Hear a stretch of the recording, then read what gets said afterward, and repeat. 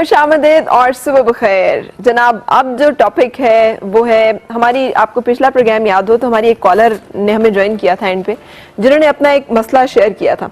उसके अलावा मैंने 3-4 ईमेल पढ़ी थी जिसमें एक में ये था कि वो शादी नहीं करना चाहती इसलिए कि उन्हें लगता है कि बड़ा डिस्कस्टिंग, बड़ा शेमफुल किस्म का एक काम है और घर वाले और ख़ानदान चाहता है कि आप शादी कर लें। दूसरा एक ऐसी बेगम थी जो ये रिक्वेस्ट, और ये जो है ये हमने चूज़ की थी, जो सुबह भी मैं बात कर रही थी कि शौहर हैं, लोगों को दिखाने के लिए एक बंदा है जो ये कहता है कि मैं इसको जिम्मेदारी लेता हूँ अल्लाह ताला को हाजिर नाजिर जान के कि मैं इसकी कफालत करूँगा, मैं इसके जज्बाती और इसके जिस्मानी और इसकी मुआशी ज़रूरियात जो हैं उनके लिए मैं काफ़ी हूँगा और मैं उसको फुलफिल करने की कोशिश करूँगा। लेकिन ना वो समझता है कि अल्लाह मौजूद है, ना वो अपने अहद की पासदारी करता है, ना वो पैसे देता है, ना वो खातून को खुश रखने के लिए कुछ कोशिश करता है, तो वो उस पर परेशान थी। और तीसरा जो था ये है कि मैं एक बंदे के साथ इंगेज हूँ, मैं उससे प्यार करती हूँ लेकिन वो डिमांडिंग बड़ा है और वो मुझे कहता है कि किस करो, जो कि मैं समझता हूँ कि ठीक नहीं है। और सोने पर सुहागा ये था कि एक कॉल आई थी, अब मैं उसका आप बताएंगे डॉक्टर साहब। डॉक्टर सदाकत मेरे साथ हैं, CEO है विलिंग वेज के, और आज हमने जो टॉपिक चूज़ किया है वो मेरा ख्याल आप कहते हैं कि मसाइल, तमाम अज़दवाजी मसाइल की जड़ है ये। देखिए, वो जो कॉल आई थी वो बुनियादी तौर पर ये उसका लुबे-लुबाब ये था कि कोई खातून है जो शादीशुदा हैं, जिनके हस्बैंड मुल्क से बाहर रहते हैं और जब भी मुल्क में वो वापस आते हैं खातून को घबराहट होती है कि उनको कुर्बत के लम्हात में जाना पड़ेगा, तो उनको ये कुर्बत के लम्हात में जाने का खौफ था। सही। इसकी कई तो वजूहात ऐसी होती हैं जो जिस्मानी होती हैं, जिसके लिए आप गायनेकोलॉजिस्ट के पास जाते हैं और वो आपकी मदद करते हैं, लेकिन ज़्यादातर इसकी वजूहात जिस्मानी नहीं होती बल्कि नफ्सियाती या जहनी या पैराडाइम्स की होती हैं। कोई बिलीफ होता है, कोई अकीदा होता है। सही। देखिए, शुरू ज़माने से ही यानी इस्लाम से पहले तक तमाम मज़ाहब इस चीज़ के अलंबरदार रहे कि सेक्स कोई बुरी चीज़ होती है। कुर्बत के लम्हात जो हैं अव्वल तो एक्सेप्टेबल नहीं है, अगर इनको एक्सेप्ट करना है तो फिर उसकी सिर्फ एक वजह है कि औलाद पैदा करने की हद तक। सही। और जिन्स और जिनसी मामलात जो हैं उनको हमेशा से बुरी नज़र से देखा गया। और आप कई मज़ाहब पे नज़र डालें तो आपको नज़र आएगा कि जो मज़हब में लोग अलमबरदार होते हैं, मज़हब के नुमाइंदा होते हैं, रिप्रेजेंटेटिव होते हैं, तो वो उनको ये इम्तियाज़ अपनी तरफ से हासिल होता है कि वो सेक्स की तरफ नहीं जाते।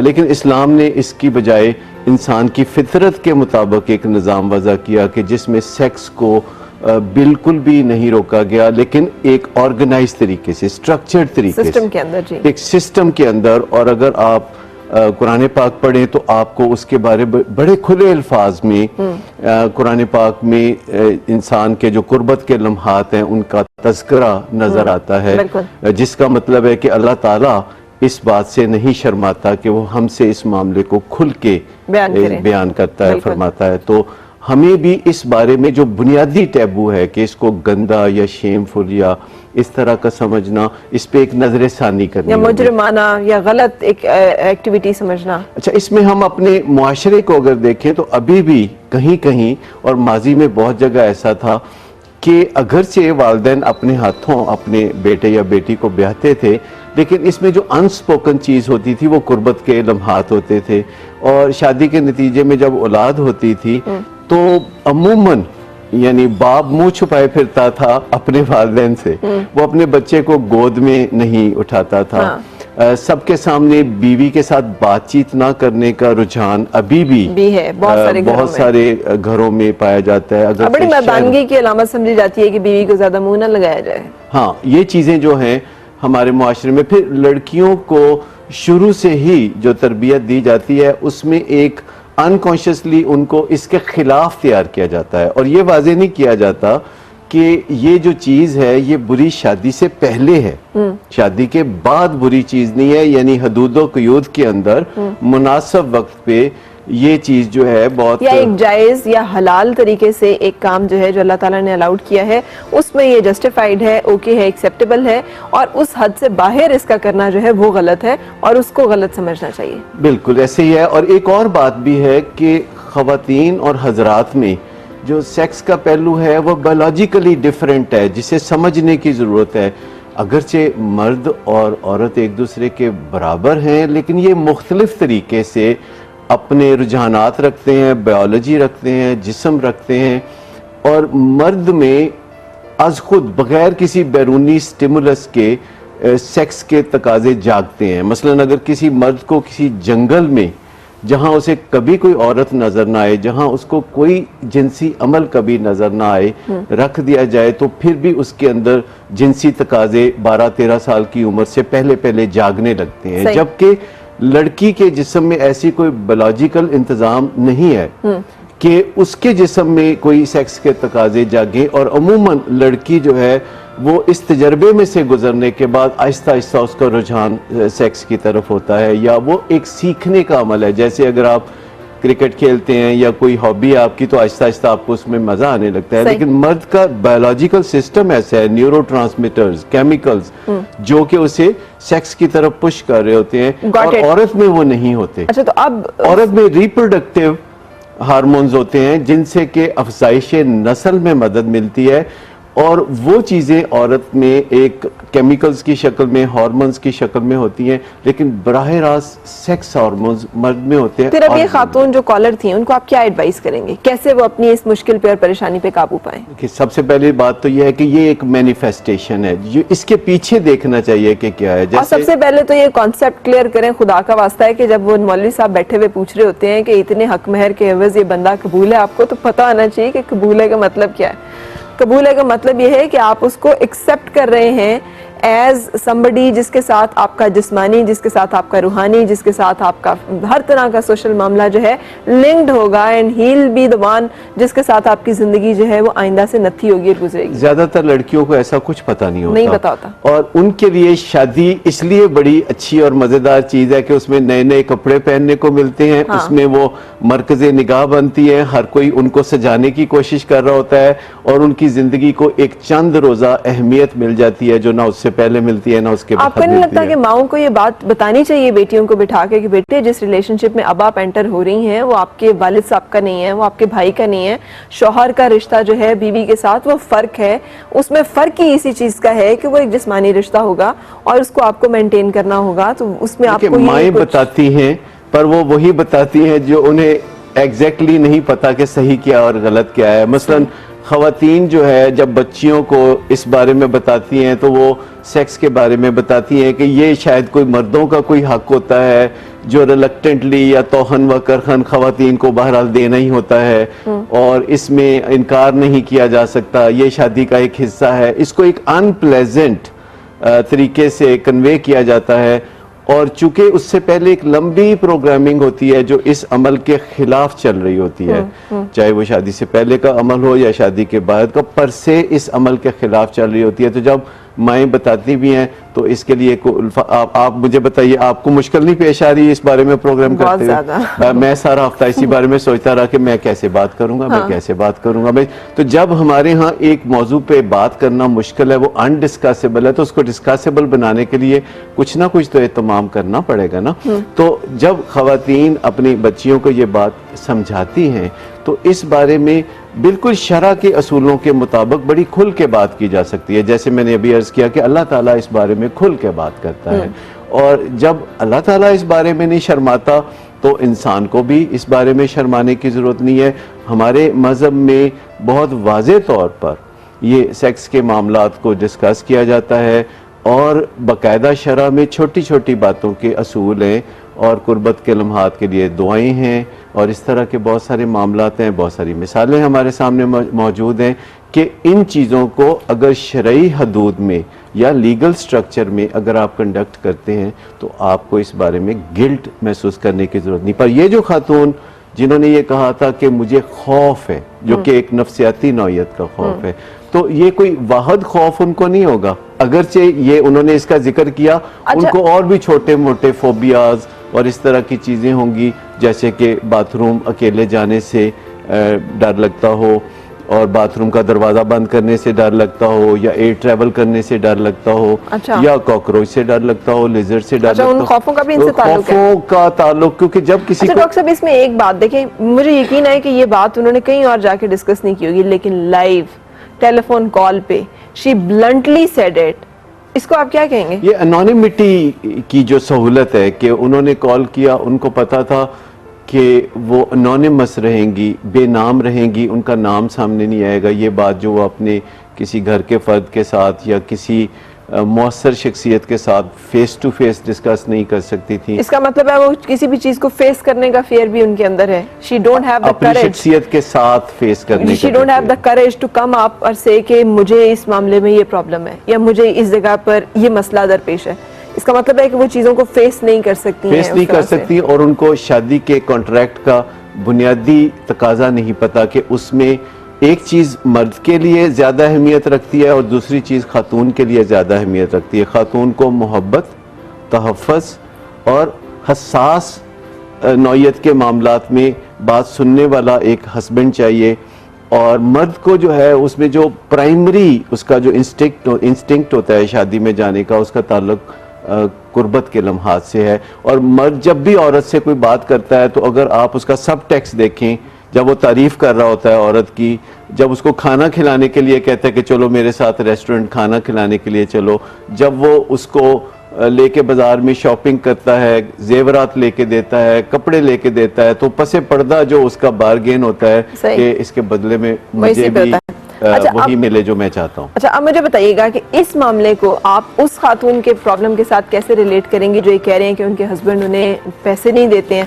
और अपने ऊपर स्पेंड करना वो मुनासिब समझते हैं, लेकिन उनको एक एक पैसे के लिए तरसाते हैं and she is living a miserable life. इससे पहले आपको याद होगा एक और प्रोग्राम में मैंने एक और खातून की ईमेल पढ़ी थी जो जॉब करती थी, उसकी जॉब छुड़वाई हस्बैंड ने कह के कि मैं लुक आफ्टर करूंगा, और उसके बाद वो उसको पैसे नहीं दे रहा और उसको घर में एक एक पैसे, एक ऐसी जिंदगी फटे पूरा, मतलब कपड़े नहीं, खाने को नहीं, बच्चों के लिए उस तरह से नहीं, जो उसका लाइफस्टाइल है और लाइफ स्टैंडर्ड है वो कुछ और है, घर में जो फैमिली का और बीवी का है वो कुछ और है। इस मामले का उससे क्या ताल्लुक है? सरेदस्त तो हम कह सकते हैं कि अच्छा बड़ा अफसोस हुआ, इन खातून के साथ बड़ी ज्यादती हो रही है, ये हो रहा है, वो हो रहा है, लेकिन अगर हम पसे पर्दा मुहर्रकात की तरफ जाएं तो हमें वाज़े नजर आएगा कि उस हस्बैंड को इस कॉन्ट्रैक्ट में जाने के बाद जो चीज ओरिजिनली उनके जहन में थी वो नहीं मिल रही या वो मुतमिन नहीं है, और जवाबन एज ए रिएक्शन रिटेलिएशन के तौर पर वो अखराजात। एक वजह ये हो सकती है कि खातून जो है वो इस मामले पे नाइव है या उन्हें इल्म नहीं है, या फिर ये कि शी इज इनोसेंट इनफ कि वो नहीं कोप कर पा रही है उसकी डिमांड्स के साथ या उसकी नीड्स के साथ। एक दूसरी सूरत हाल भी है जो मेरे पास मैसेज में है, ग्रेट बोल्ड टॉपिक,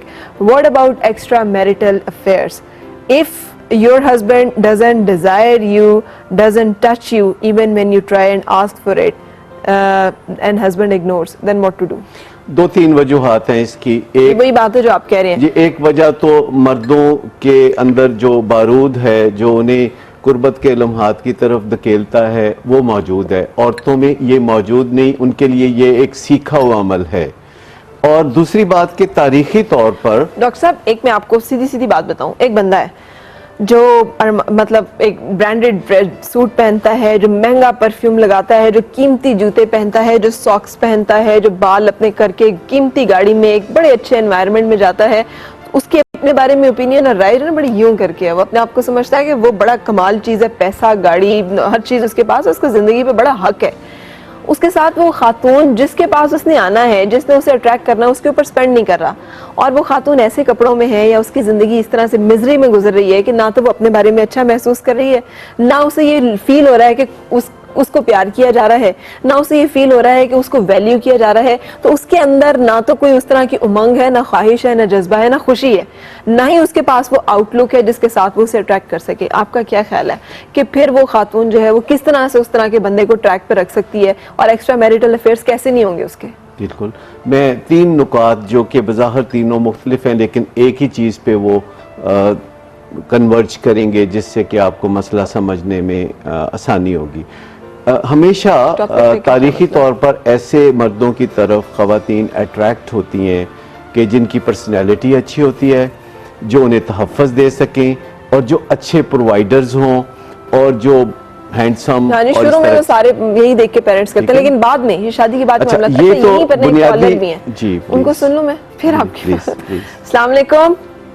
तो मेहरबानी होगी, मेहरबानी है। अस्सलाम वालेकुम। गलत नहीं बोलना है। क्या हाल है? अस्सलाम वालेकुम। वालेकुम सलाम। क्या हाल है भाई? ठीक ठाक। पर आप कैसी हैं? ठीक हूँ यार, आप बताओ।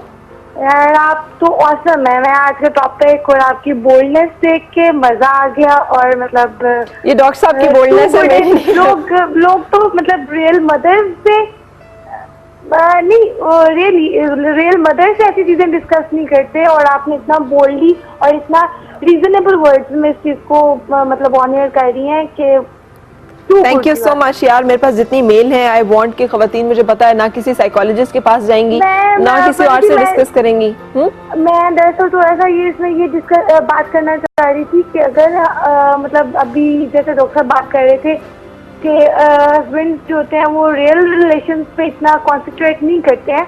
मतलब बीवी टच कर ले या बीवी के साथ टर्म्स में उनको मसला होता है, बट बाहर अच्छे से हाई मतलब पोस्ट पे बैठे हुए बंदे ऐसा करते हैं जिनसे इंसान ऐसा एक्सपेक्ट भी नहीं करता कि हाई एजुकेशन में। मेरा अपना ओन केस भी लिटिल बिट इससे मैच होता है।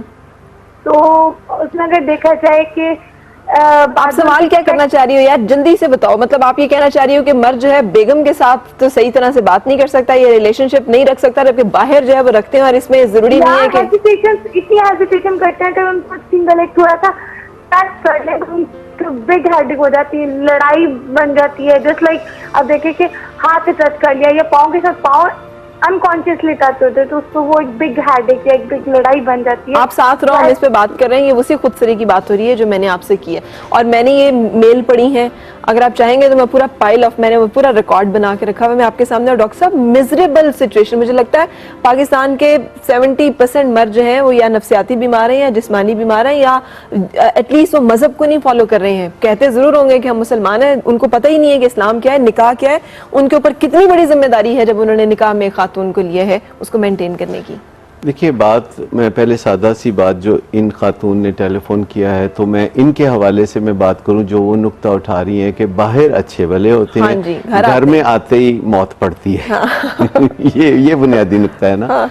तो मैं आपको बताऊं कि मर्द और औरत का जो रिलेशनशिप है, यानी मियाँ बीवी का जो रिलेशनशिप है, उसको सबसे बड़ी बीमारी जो लगती है वो है एडवर्सेरियल रिलेशनशिप हो जाता है, दुश्मनाना सा रवैया हो जाता है। हाँ, वो क्यों होता ये है? आखिरी चीज दुनिया में किसी मियाँ बीवी के दरमियान होना चाहिए कि उनके एक दूसरे के साथ जो रुझानात है, रवैये हैं, बर्ताव है, वो दुश्मनाना हो जाए। इसीलिए कभी कभी मैं ये कहा करता हूँ कि सिर्फ एक रुझान किसी मियाँ बीवी की ज़िंदगी को संवार सकता है कि वो अपने दिल में बार बार ये नीयत करते रहें कि अब अगला इंटरेक्शन जब मेरी बीवी या खामद के साथ होगा तो अगर मुझे कोई मौका मिला उसको खुश करने का तो मैं उस मौके को जाने नहीं दूंगा। हो सका तो, अब देखिए इसमें कोई बहुत ज्यादा कड़ी शर्तें नहीं है, नियत करनी है, अगर मौका मिला, अगर हो सका तो मैं उसको खुश करने का ये मौका जाने नहीं दूंगा। अब देखिए इसमें कोई कंपल्शन नहीं है, सिर्फ एक नियत की कंपल्शन। लेकिन नियत हमेशा वो आदमी करता है जिसकी नियत साफ हो।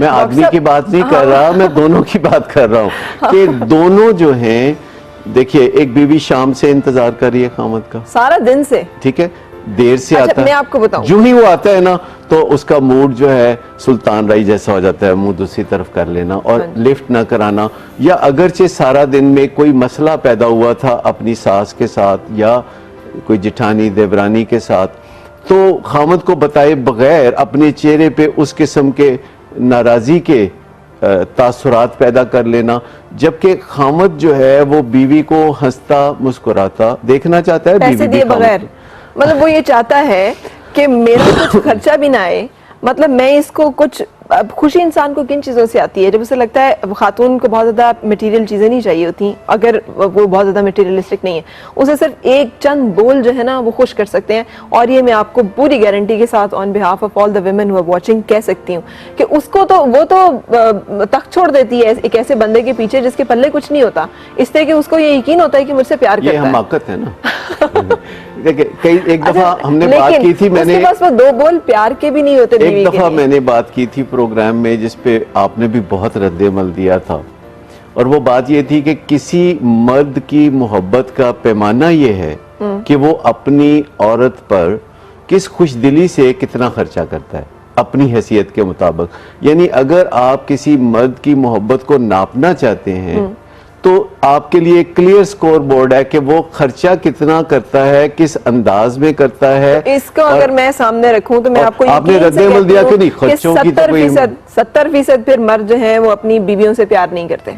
ये तो आपने बड़ी रिजर्वेशन से कहा, इससे ज्यादा। और खवातीन जो हैं वो इस बात को अगर समझ जाएं तो बहुत सारे काम आसान हो सकते हैं। करें क्या डॉक्टर साहब, हल क्या है? मतलब बहुत आसान हल है। एक तो अपने आप को क्लिनजिंग के एक प्रोसेस में से गुजारें जिसमें उनका नजरिया बेसिकली सेक्स के अगेंस्ट है और वो इसमें तारीखी तौर पर हिस्सा लेती हैं बादले न खास्ता, किसी प्रेशर की वजह से, किसी दबाव की वजह से, और वो रास्ते में छोटी छोटी ऐसी रुकावटें खड़ी करती हैं जिनका बराह रास्त सेक्स से कोई ताल्लुक नहीं होता। साथ से आपकी नाराजगी हुई है, अब आप अपने खामद के साथ जो है कुर्बत में जाने के लिए तैयार नहीं।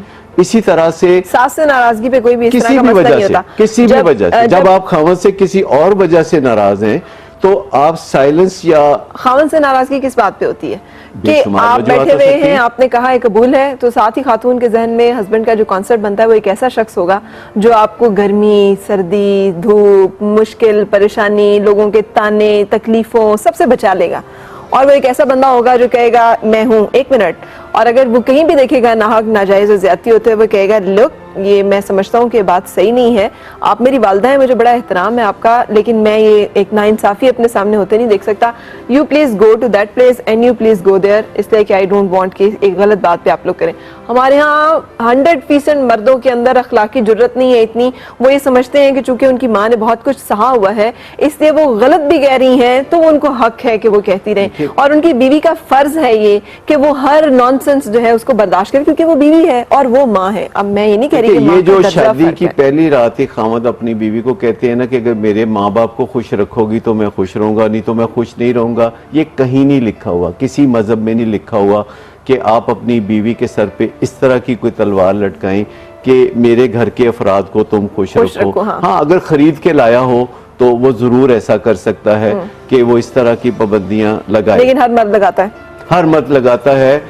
ऐसे मर्द भी अपनी बीवियों पर, ऐसी बीवियों पर पाबंदी लगाती हैं कि जो अपने अखराजात भी खुद उठा रही हैं। हाँ जी, और जो लव मैरिज करके लाए होते हैं, बिल्कुल, उन्हें पता होता है मेरी अम्मा जो है वो नहीं राजी थी इस लड़की से शादी करने में, लड़की से उन्होंने खुद लड़के शादी की, लड़की अम्मा के सामने डाल दिया, अब तुम अम्मा को खुश करो भाई। तो एक पहलू है ना। दूसरा पहलू यह है कि मुझे बताएं कि किसी भी खातून को जब अपने खामद से किसी भी किस्म का कोई शिकवा हो तो क्या उसका वो खाना पीना बंद करती है? क्या उसे खाना नहीं देती डाल के? क्या उसके वो कपड़ों का इंतज़ाम नहीं करती? When it comes to sex, तो सबसे पहला काम ये है कि ऐसा मूड बना लेना, ऐसा रवैया बना लेना कि खामद जो है उसको इस बारे में कुछ मुश्किलात पेश आएं। आपका क्या ख्याल है कि भूख यानी खाने की भूख और कुर्बत के लम्हात की भूख, मर्द में दो अगर चीज़ें हो तो ज़्यादा अहमियत किस चीज़ की है? सॉरी मैं मैसेजेस पढ़ रही थी। भूख और मर्द में खाने की भूख और कुर्बत के लम्हात की भूख हो तो कौन सी भूख वो ज्यादा अहमियत देता है? जाहिर है कुर्बत के लम्हात की भूख। अच्छा, तो औरत जो है खाना तो उसको दे देती है डाल के अगर वो नाराज भी हो, लेकिन इस मामले में उसे पता है कि ये ज्यादा डायर नीड है, चूंकि वो उसकी डायर नीड्स नहीं पूरी कर रहा, इसलिए वो चाहती है कि उसकी भी फिर नहीं पूरी होनी चाहिए। टसल शुरू हो गई ना, हो गई। देखिए, जब आप धक्के का जवाब धक्के से देंगे तो मैं आपको बताता हूं कि रियल लाइफ में अगर हम तरक्की करना चाहते हैं तो हमें एक फलसफा बदलना पड़ेगा कि धक्के का जवाब धक्का नहीं होता। आपने सुना है कि हुजूर सल्लल्लाहु अलैहि वसल्लम की वो हदीस के मर्द टेढ़ी है, थोड़ी सी उसकी टेढ़ रहने दो, सीधी करने की कोशिश करोगे तो टूट जाएगी। अच्छा, फिर मर्द बड़े जोम से कहते हैं औरत कोई वली नहीं हुई, तो औरत वली नहीं है। वली का काम है ये कि उसको कोई काम नहीं भी उसका अपनी ख्वाहिशात से बालातर होकर वो देखे कि उसको पॉजिटिविटी की तरफ मैं तो कहता हूँ कि हर औरत वली है। औरत के औसाफ